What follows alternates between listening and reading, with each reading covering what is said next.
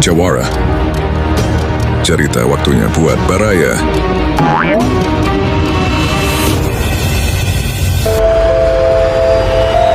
Cerita drama misteri. Pesugihan siluman Gunung Salahangker.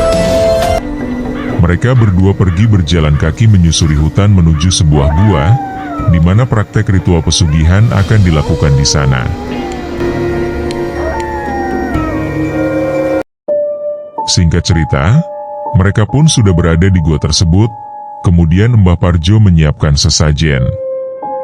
Lalu mereka berdua duduk bersila, di atas sebuah batu berbentuk altar, dengan penerangan berupa obor. Bau kemenyan dan wewangian bunga menyeruak di dalam gua tersebut. Sementara si Yogi saat itu terlihat ketakutan, dia hanya duduk diam tidak berani menoleh ke kiri dan ke kanan. Si Mbah Parjo berkata, "Apakah kamu sudah siap? Kalau sudah siap, dengarkan saya baik-baik. Sekarang pejamkan matamu, fokus pada mantra-mantra yang saya ucapkan. Bila ada gangguan bisikan maupun gangguan lainnya, hiraukan saja. Dan jangan pernah membuka matamu sebelum Mbah perintahkan. Kamu mengerti?" Si Yogi hanya mengangguk kecil, kemudian memejamkan matanya. Mbah Parjo memulai ritualnya, mulutnya terlihat komat kamit membaca mantra pemanggilan siluman ular. Suasana seketika itu berubah, suhu udara menjadi lebih dingin, aura mistis terasa begitu kental memenuhi gua tersebut. Suara-suara maupun bisikan mulai mengganggu si Yogi. Si Yogi ketakutan, keringat dingin keluar dari tubuhnya, gangguan-gangguan tersebut semakin intens terdengar, tetapi dia tetap bertahan dan fokus pada mantra-mantra yang diucapkan Mbah Parjo. Lambat laun, gangguan suara-suara dan bisikan itu berangsur-angsur menghilang. Udara di sekitar juga mulai berubah menjadi terasa hangat, dan mantra-mantra Mbah Parjo sudah tidak terdengar lagi. Suasana menjadi hening seketika. Tiba-tiba ada suara musik gamelan berbunyi, disusul suara riuh terdengar. Si Yogi mengerenyitkan keningnya. Perasaannya seperti berada di sebuah pesta perkawinan.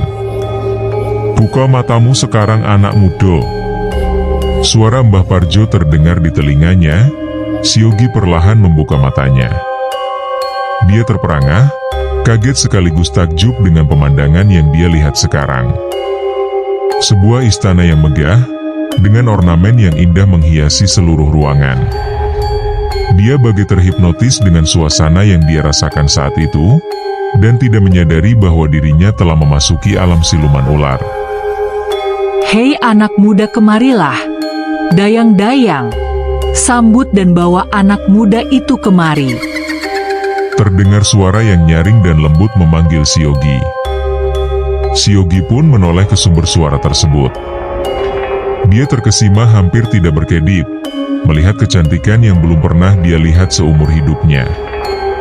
Seorang wanita yang sangat cantik, sedang duduk di singgasana memakai pakaian yang anggun, dengan mahkota emas di kepalanya. Si Yogi yang didampingi oleh dua orang dayang, kemudian menghampiri Ratu Siluman Ular itu. Lalu Ratu Siluman Ular itu bertanya, "Hei anak muda, siapakah namamu?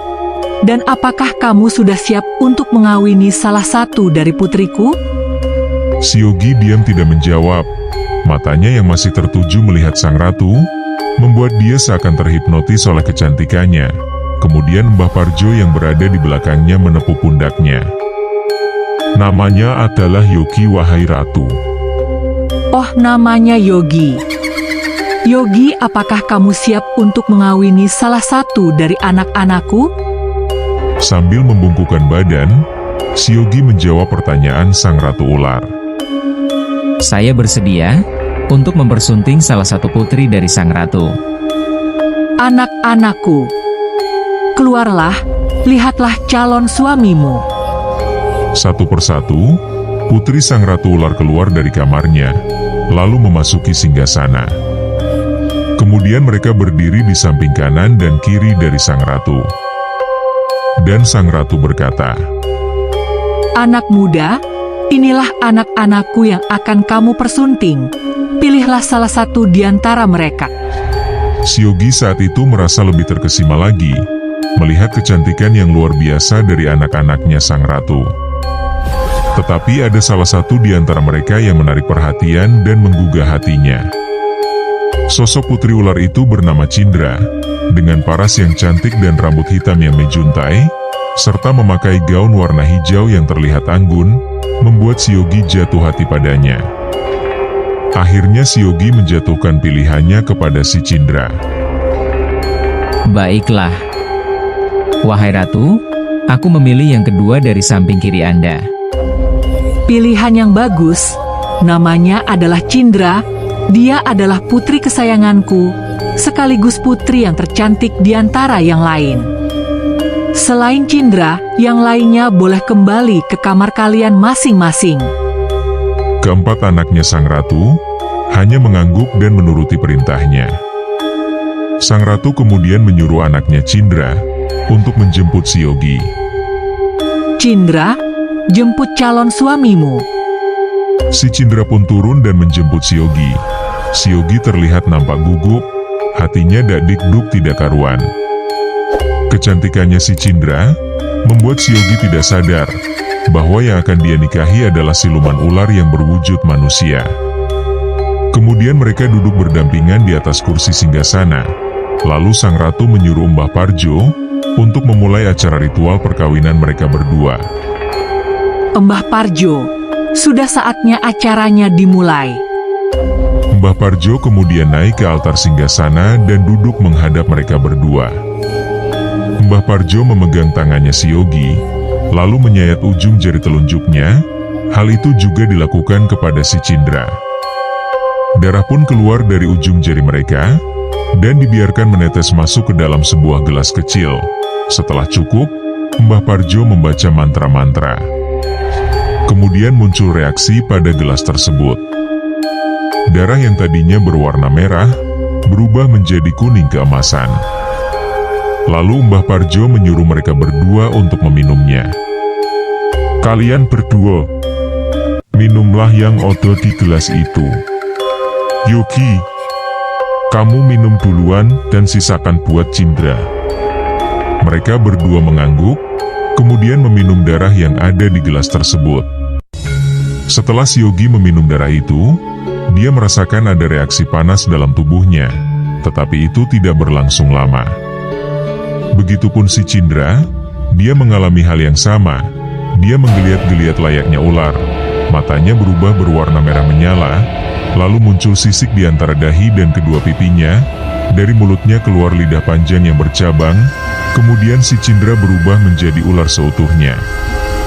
Siogi yang melihatnya kaget sekaligus dia ketakutan, sehingga dia mau beranjak dari kursi singgasananya.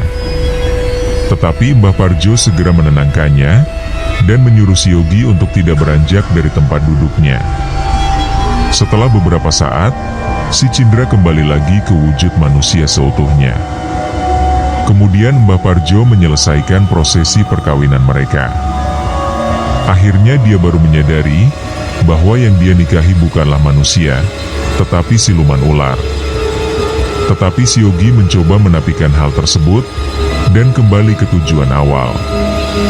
Dia ingin merubah nasibnya menjadi orang kaya, apapun resikonya dia akan terima. Sang ratu kemudian menghampiri mereka berdua dan memberi Siogi sebuah kotak sebagai hadiah. Tetapi dengan satu syarat, kotak itu bisa dibuka ketika dia sudah berada di rumah. Selamat Yogi, kamu sekarang adalah bagian dari keluarga kami. Ini ada sedikit hadiah dariku, tolong terimalah. Tapi ingat, kotak ini jangan dibuka sebelum kamu sampai di rumah. Dan untuk syarat yang lainnya nanti Mbah Parjo akan menjelaskannya. Siogi kemudian menerima kotak hadiah itu dari sang ratu, sambil berucap, Terima kasih Ibu Ratu, saya akan mengingatnya. Sang ratu kemudian melirik Mbah Parjo sambil menganggukkan kepalanya, sebagai isyarat untuk menyudahi upacara ritualnya, dan membawa kembali Siogi ke dunianya. Mbah Parjo pun membungkuk, kemudian menghampiri si Yogi lalu menepuk pundaknya. Tiba-tiba si Yogi terkulai dan tidak sadarkan diri.